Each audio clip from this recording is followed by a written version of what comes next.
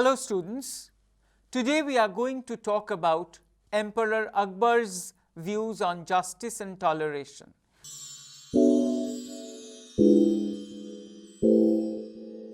In fact, whenever we talk about the Mughals, one name that comes shining through is that of Emperor Akbar. And the reason was the benevolent despotism that his reign gave us, particularly with reference to the aspects of justice and toleration. But before we come to Akbar's views on justice and toleration, let us begin by having a brief look at what justice signified during the time of the Delhi Sultanate. If we go back to the time of the Delhi Sultanate, we find that Barani, and I have been hammering that Barani is one of the most eloquent exponents of medieval political thought during the time of the Sultanate. We find that Barani gives justice a central place in the whole scheme of thought. It is, in fact, the main reason, he says, why kings are appointed by God. The rule by the king with justice will make life heavenly, but justice pales into hell if the king is characterized by injustice. Justice is required to prevent oppression and protect the weak. There can be no religion without it, which is why Barani emphasized that justice and religion are like twins. Justice requires a strong ruler among the people possessing force and authority. Therefore, it demands a strong government with the king combining in him the qualities of both mercy and punishment. The king was an absolute despot, but whose despotism is tempered by a healthy dose of benevolence. That is the essence of justice. And then we of course see the justice, the whole idea of justice getting re-invoked by the advent of the Mughals. The Mughal dynasty came to India from Central Asia and gradually extended its frontiers to create the greatest Indian state after Ashoka the Great. Through various innovations, adaptations and consolidation of the empire and a process of integration of diverse sections, successive Mughal emperors strengthened the foundations of an empire that definitely stood the test of time. More than anything else, they set out to bring the vast number of Hindus who constituted the majority of the population and the Muslims into a single integrated community by adopting and promoting the policies of religious tolerance and secularism. The essence of a policy of toleration was flagged from the very beginning by the founder of the Mughal dynasty, Emperor Babur. His advice to his son Humayun is quite illuminating. He says, "The realm of Hindustan is full of diverse creed. It is but proper that with clean of all religious bigotry, justice should be dispensed according to the tenets of each community. And the temples and abodes of worship of every community under imperial sway, so instructed Babur, you should not damage. The progress of Islam is better with word of kindness than with the sword of oppression. And bring together the subjects with different beliefs in the manner of 4 elements, so that the body politic may be immune from various ailments." So undoubtedly, there is pragmatism underlying the policy of toleration. The principle of toleration, liberation, moderation and secularism continued to be the guiding principles of the Mughal emperors till the very end.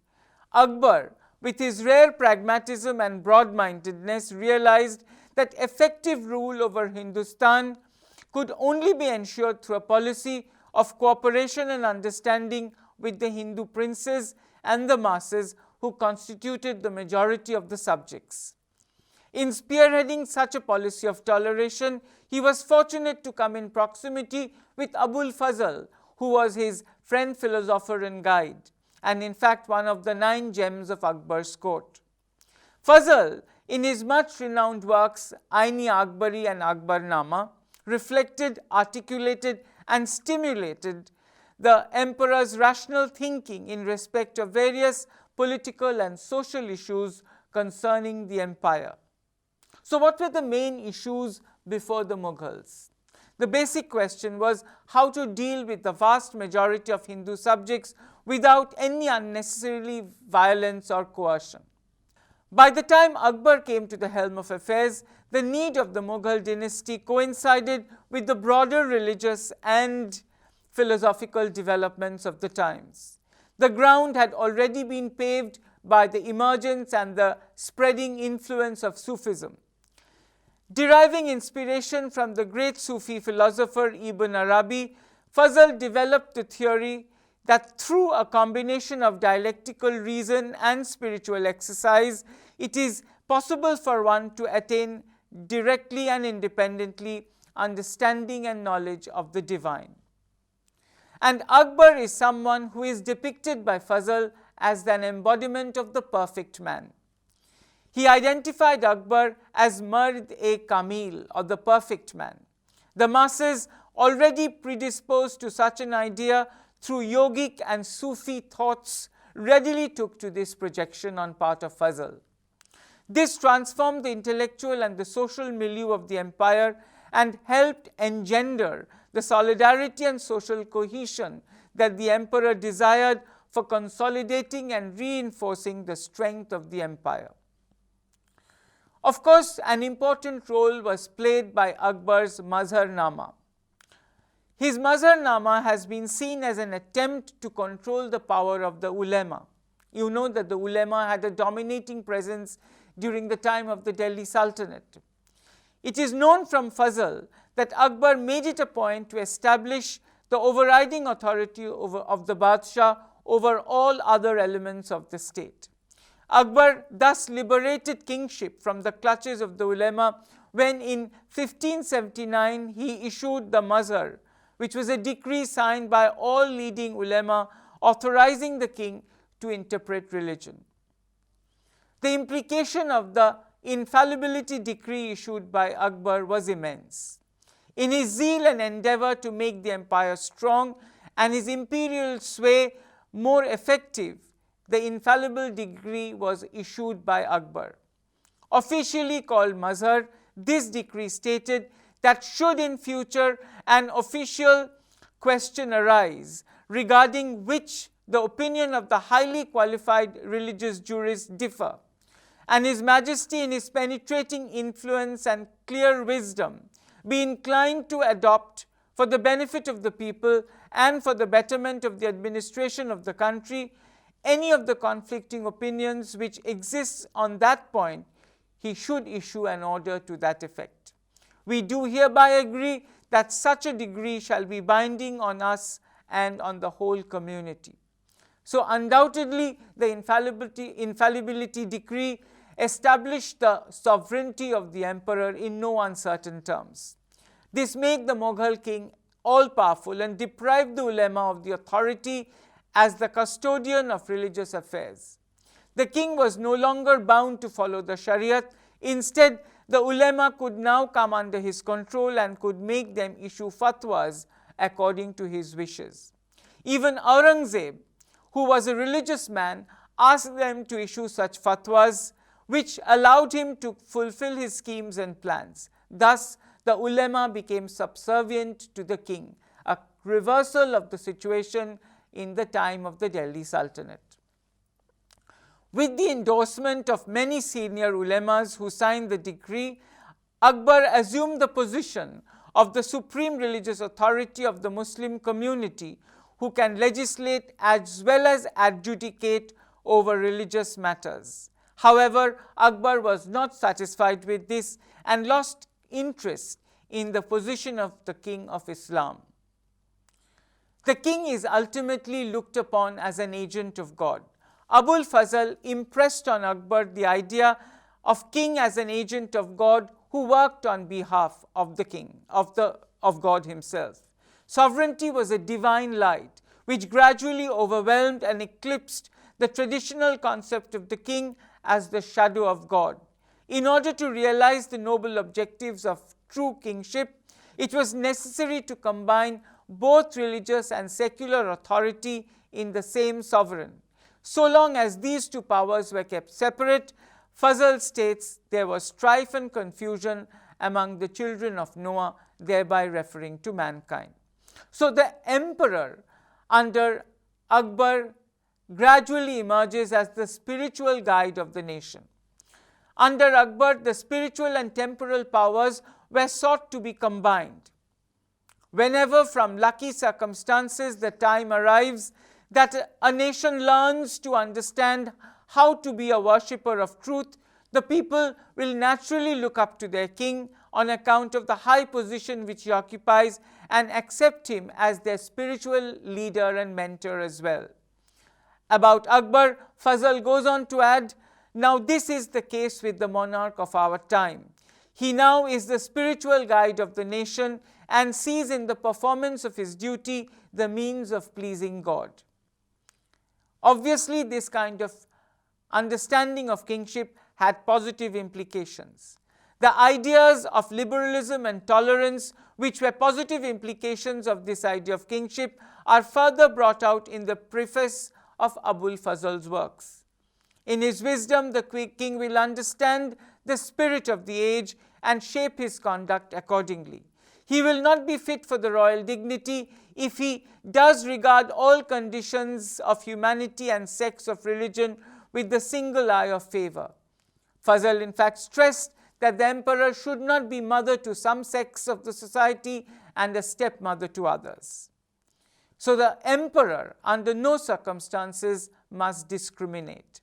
In fact, Fazl clarifies that if the emperor discriminated on the basis of caste, religion, or class, he could be considered to be an unworthy king. The emperor is expected to have a paternal love towards his subjects, a large heart, daily increasing trust in God. He must concentrate on prayer and devotion, and he must make wrath the tyrant pay homage to wisdom, so that blind rage may not get the better of him, and inconsiderateness should not overstep his limits. He is not content with not committing violence. He must see to it that no injustice is done throughout his realm. And what is impressive about Emperor Akbar, that he not only spread the message of tolerance, he actually executed his policy in no uncertain ways. Indeed, one of the pillars of Akbarism was religious toleration and integration of the nobles of other faiths by giving them positions of prominence and responsibility in court life. He abolished the jizya or the poll tax on Hindus and other non-Muslims and allowed non-Muslims to build and repair their places of worship and gave them status at par with Muslim subjects. Thus, Akbar, in a real sense, was king for all. Thus, this obviously had a desired effect on the Indian society in the form of weaving a rich tapestry in which people of all faiths were brought together under a single imperial allegiance. There is an interesting analogy we come across. The world is the bride and the bridegroom is the ruler. Fazl uses this analogy as bride for the world and bridegroom for the ruler. He comments, the world becomes the worshipper of the king. In this way, he elevates the position of the king to the highest pedestal. He endeavors to promote the happiness of all his subjects, and he also talks about the importance that justice should prevail under all circumstances. The king is essentially a seeker of truth, and that is how he manages to deliver justice. The emperor is an embodiment of several virtues. The king is the receptacle of several virtues, and it is these that enable him to ensure justice across his realm. What are these virtues? First, the king is a fountain of paternal love which flows towards his subjects. Second, the king is an embodiment of magnanimity and is large-hearted. When he encounters anything disagreeable, he deals with divine firmness. All wishes of the great and the small are attended to by the king, and their claims are promptly met. Third, the king nourishes eternal faith and trust in God as the doer, and he himself looks upon himself as a servant of God. Finally, he remains committed to prayer and devotion. He is never carried away by success, and he is never complacent. And justice, therefore, means no blind adherence.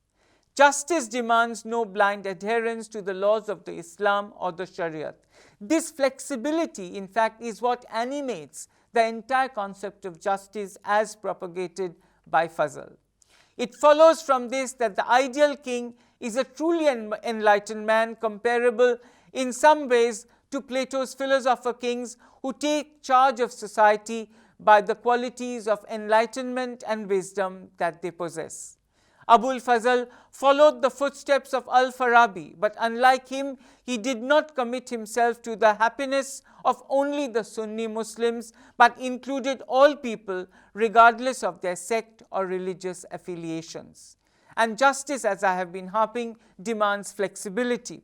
He does not totally ignore the Shariat, but is flexible enough to discard it if it jeopardizes the welfare or happiness of his subjects.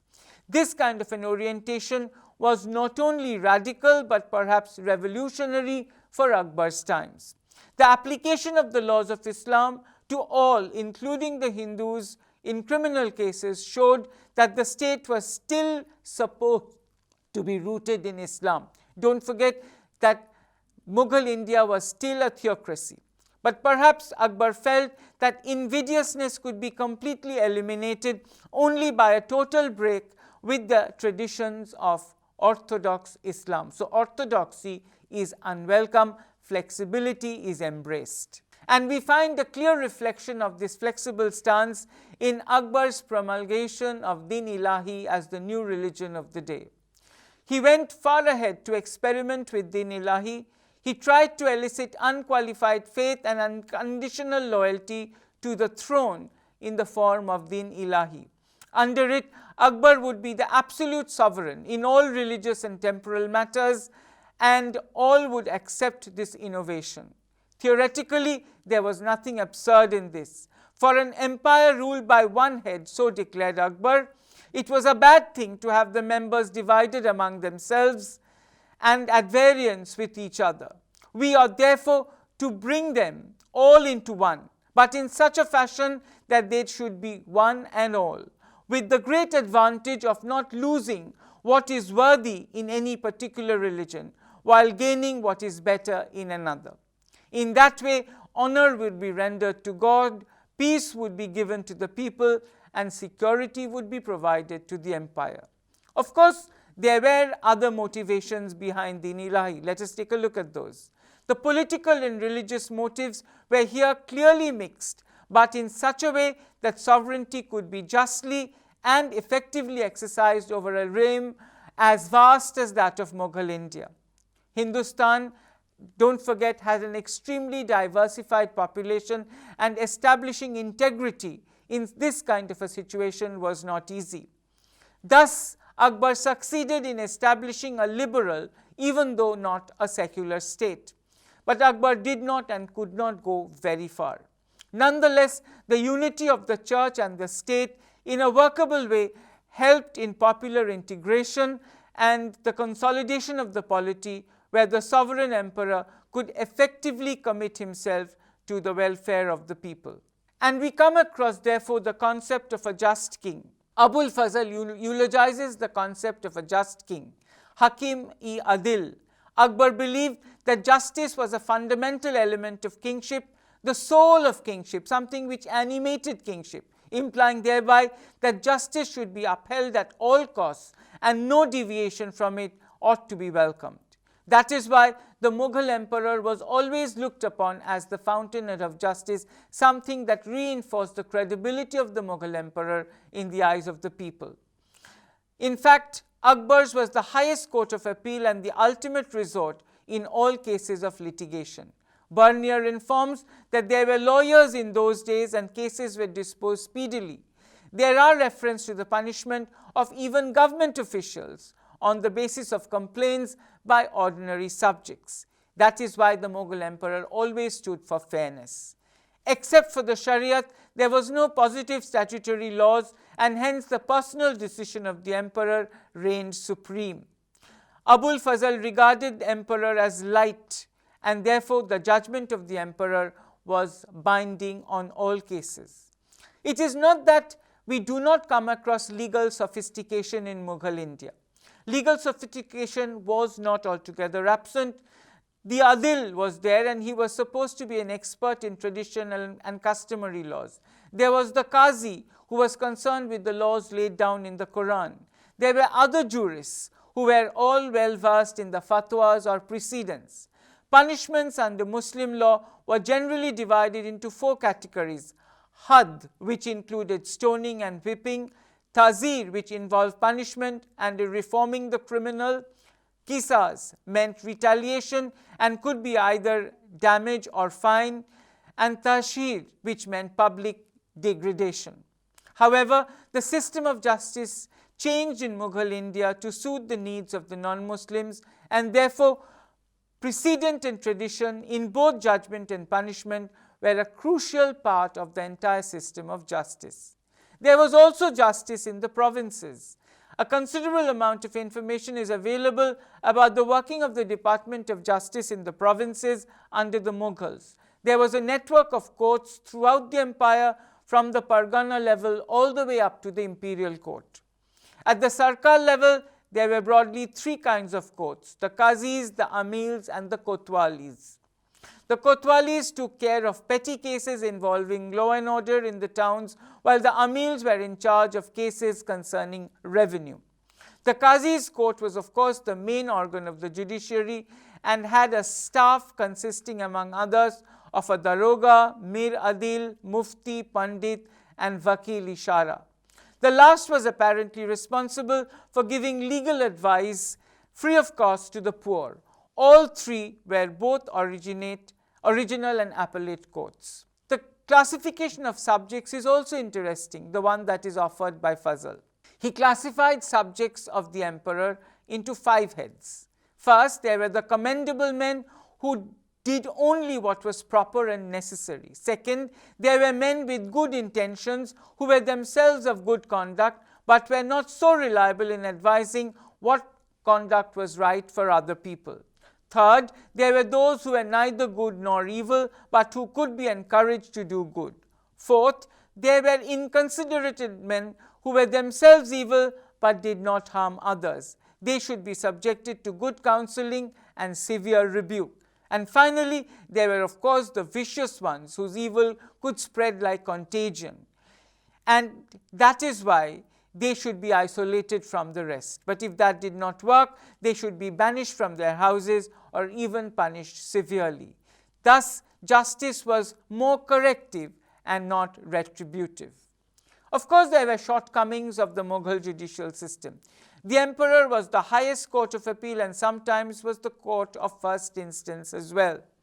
The Mughal judicial administration was, however, defective because there was no system and no organization of the courts in a pyramidal or a hierarchical pattern, nor was any correlation established between the courts and the territories that they held jurisdiction over.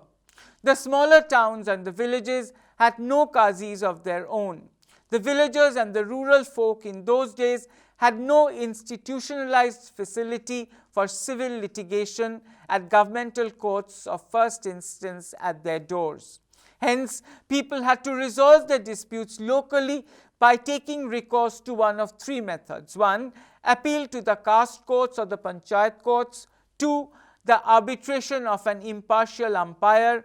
And number 3, in the last instance, they would resort to force. So we find that definitely there was a rational policy of justice and toleration in Mughal India. It needs to be reiterated that Emperor Akbar had succeeded in consolidating a vast empire by following a rational policy of justice and toleration, which helped to weld a mass of diverse subjects into a cohesive and an integrated population, which is why Mughal India could hold itself together over such vast an empire. Abul Fazl thus highlighted a concept of justice which he did not define in terms of Islam, but he moved towards some kind of a universal justice, following the paradigm of Akhlaq-i Nasiri, Fazl advocated the notion of universal justice. To him, the foresight, reason, and forbearance were the essential attributes of any broad-based system of justice.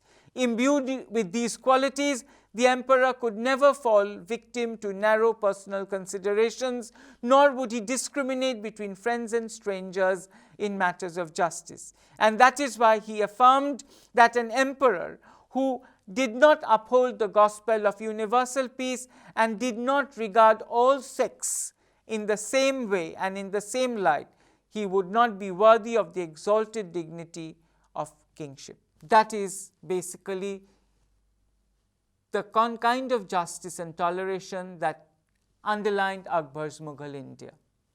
Thank you.